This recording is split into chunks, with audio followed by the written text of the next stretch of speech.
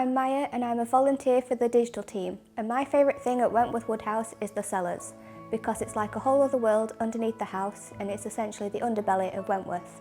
I went on a tour of the cellars and I was surprised all the twists and turns, just how far it branched off into all these different rooms.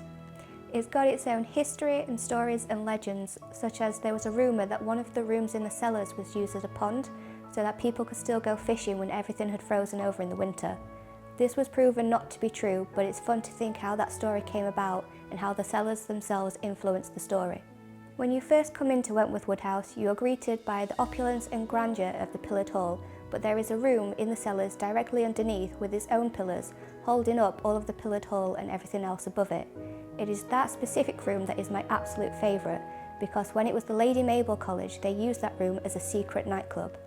I would love for Wentworth Woodhouse to do an event where they use this room to create a speakeasy, bringing together all of its stories and history so a modern audience can experience these as well.